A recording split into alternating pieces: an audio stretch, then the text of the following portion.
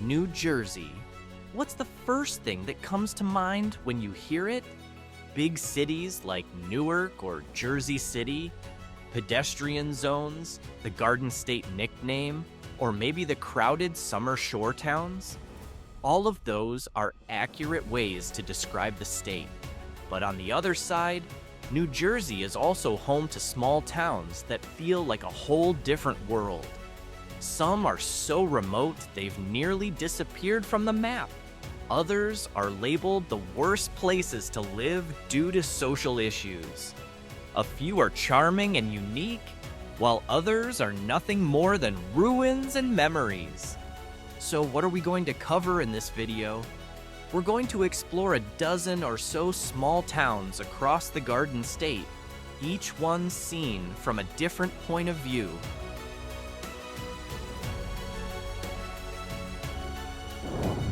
Let's begin by exploring towns considered remote. Washington, located in Warren County, might sound familiar to some just by name alone. While the name might evoke something big, the reality is that it's a small town with a slow-paced rhythm of life. With a population of around 7,000, it sits tucked between green hills that add to its sense of isolation. Outsiders rarely visit unless they have a reason, and the streets are mostly filled with familiar faces, people who've known each other for years. Washington is considered remote not just because of its geography, but also due to its pace of change. There are no major industries rooted here, no modern entertainment hubs. Instead, you'll find community schools, old churches, and small shops that feel like they've stood still in time.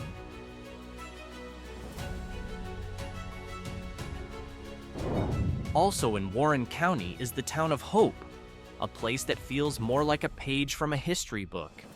Founded by the Moravian community in the 18th century, their legacy still lingers in the narrow streets and preserved buildings. There aren't many towns in New Jersey that have maintained this kind of atmosphere. What adds to its remoteness is its tiny population, just over 200 people, making the town incredibly quiet. It's not just the number of residents that makes Hope feel remote, but its location far from major transportation routes. Most travelers pass by rather than stop, but for those who do pause, Hope offers something rare, the feeling of walking through an old European village, somehow dropped into American soil.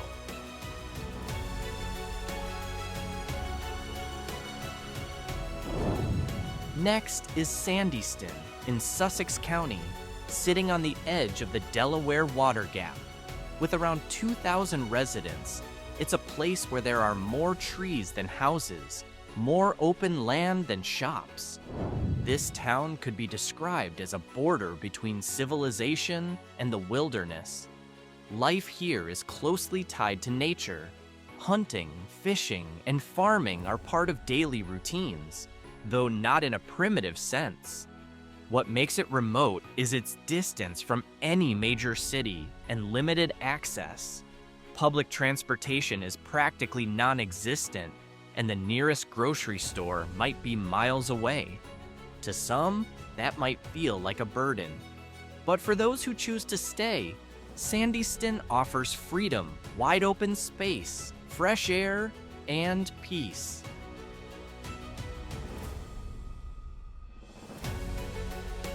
From little-known towns where time seems to move more slowly than anywhere else, this one offers more than just a sense of remoteness. Just outside Sandyston lies Walpack, a town defined by extreme isolation. Once a functioning town, Walpack changed dramatically when the federal government took over most of its land for a dam project that was never completed. Residents began to leave. Today, the population is recorded at fewer than 10 people. The roads are quiet, homes are left abandoned, and much of the land is now part of the Delaware Water Gap National Recreation Area. Walpack isn't just remote, it's nearly a ghost town. But unlike others that are completely abandoned, Walpack still holds on to traces of life, even if just a handful remain.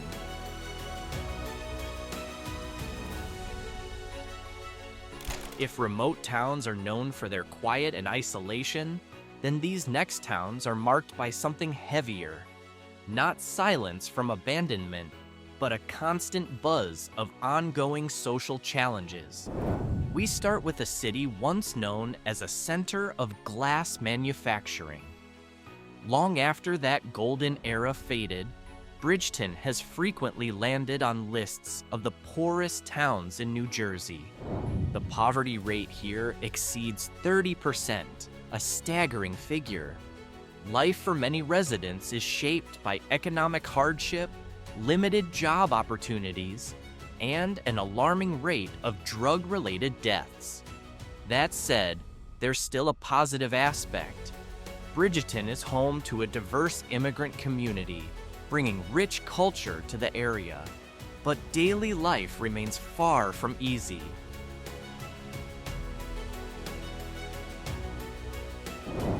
Next is Salem, located along the Delaware River. Despite its long colonial history, that legacy hasn't guaranteed a thriving present. Today, Salem is considered one of the poorest towns in the state. With a population of over 5,000, the average household income is just $26,667 per year. Compare that to New Jersey's median income of $89,703, and the gap speaks volumes. Quiet streets, shuttered stores, and very limited job opportunities are common sights.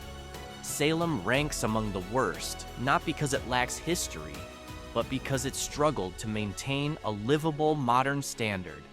Still, signs of its proud past remain. Old churches and colonial landmarks continue to shape its identity, serving as reminders that this place once held a vital role in New Jersey's early history.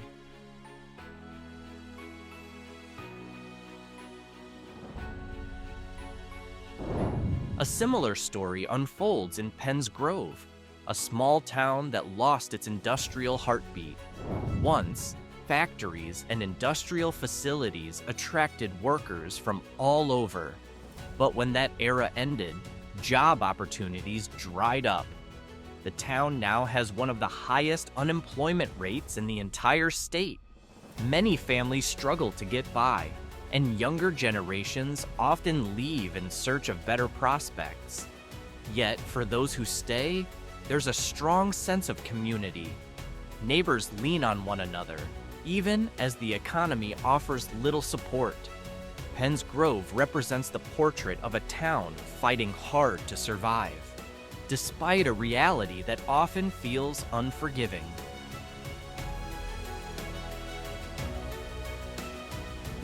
Meanwhile, Asbury Park stands out as New Jersey's most contradictory coastal town. On the surface, it looks charming, with its beach, lively promenade, and long-standing music history. Many legendary musicians got their start here, including Bruce Springsteen. But beneath the surface, Asbury Park faces serious issues. Violent crime and property crime rates are alarmingly high, making it one of the most dangerous beach towns in the state.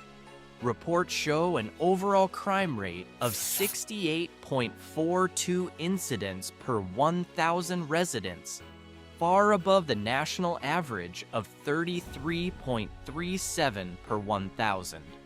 Life here feels like two sides of a coin. Tourists enjoy the beauty, while many locals face harsh realities. That sharp contrast between what's seen and what's lived is why Asbury Park is often listed among the worst towns. If you ever visit, don't forget to stay alert.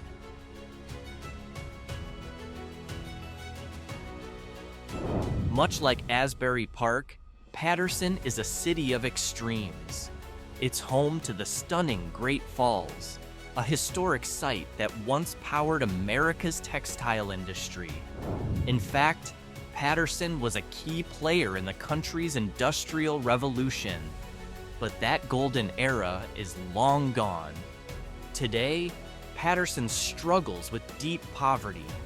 Many residents live below the poverty line, and substance abuse remains a major issue. Violent crimes, including homicides, are not uncommon. Families are doing their best to survive while the city tries to recover. Paterson is a town of paradox, natural beauty and rich history on one side, and stark economic struggle on the other.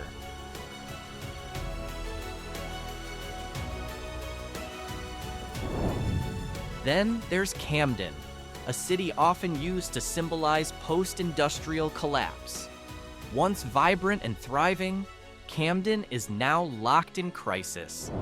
Despite its sizable population, it faces a mountain of problems: high crime rates, widespread abandoned buildings, and a population that's been shrinking since the 1960s. Though there are ongoing efforts from both the government and local communities, new facilities, infrastructure improvements, and revitalization plans, the shadow of Camden's past still looms large. Today, it remains one of the most dangerous cities in all of America and a bitter example of what happens when industry disappears.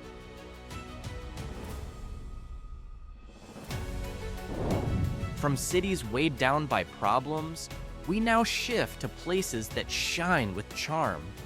These towns may be small, but they each hold something unique that sets them apart. First up is Cape May, often called the most beautiful beach town in New Jersey, not just for its white sand and gentle waves, but also for its well-preserved Victorian architecture. Despite its size, Cape May is a world-class tourist destination.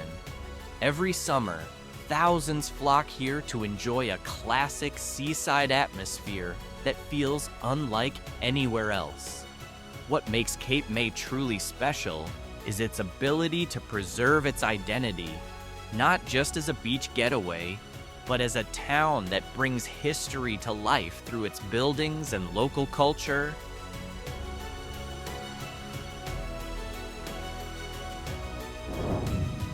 Moving over to the banks of the Delaware River, we find Lambertville, another small town that shouldn't be overlooked. Known as an arts town, Lambertville is filled with galleries, antique shops, and festivals that attract visitors from across the region. Its vibe is eccentric, as if the town has chosen to follow its own creative path, far from the mainstream. And though it's small, Lambertville has a big soul. Many artists call it home, drawing inspiration from the river views and its close-knit creative community. It's not just visually beautiful. Lambertville is alive with an artistic spirit that's hard to find elsewhere.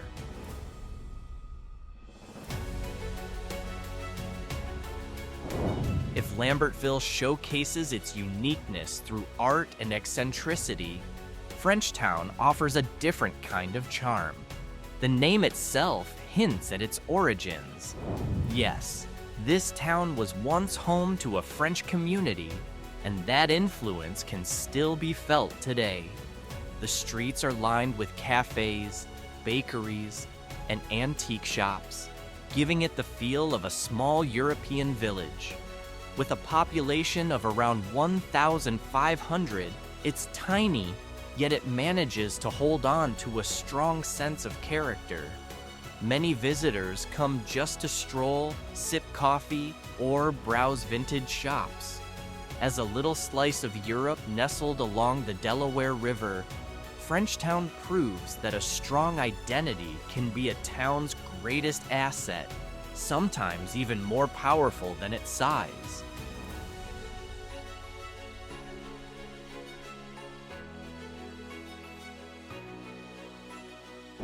The last town in this category is Milford, It might be the most modest place on this list, but that's exactly where its charm lies. With only a few hundred residents, Milford moves to a slow, rural rhythm. Its location along the Delaware River offers beautiful views, while its tight-knit community traditions remain strong. Milford is unique because it hasn't changed much. There are no skyscrapers, no big entertainment centers, just public buildings, simple homes, small shops, and a life that revolves around family. To outsiders, Milford might seem ordinary, but to those who value warmth and quiet, it's a hidden gem.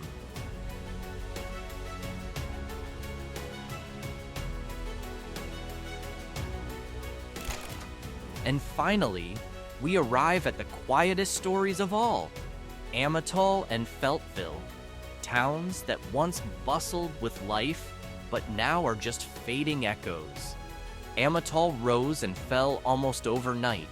Built during World War I to support ammunition production, it was once filled with worker housing, schools, and shops. But once the war ended, its purpose vanished. People left, and nature reclaimed the land, leaving behind only faint foundations.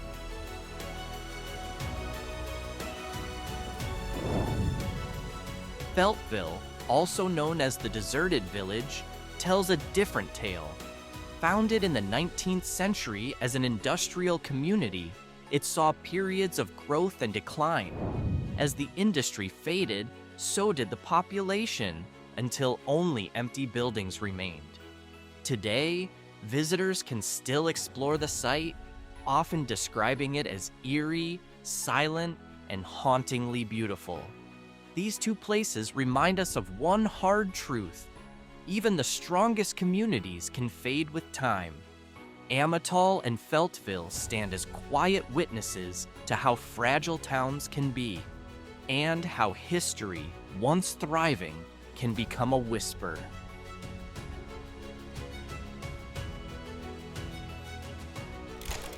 In the end, these 15 small towns show that New Jersey isn't just about big cities, highways, or crowded beaches. There are remote towns almost erased from the map, struggling towns fighting to survive, quirky towns full of personality, and ghost towns now just ruins and stories. Small towns are often overlooked, but it's in these places that we find the most honest stories.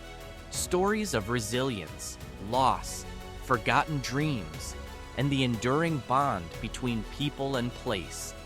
New Jersey's small towns are a reminder that life always has two sides: beauty and hardship, greatness and obscurity.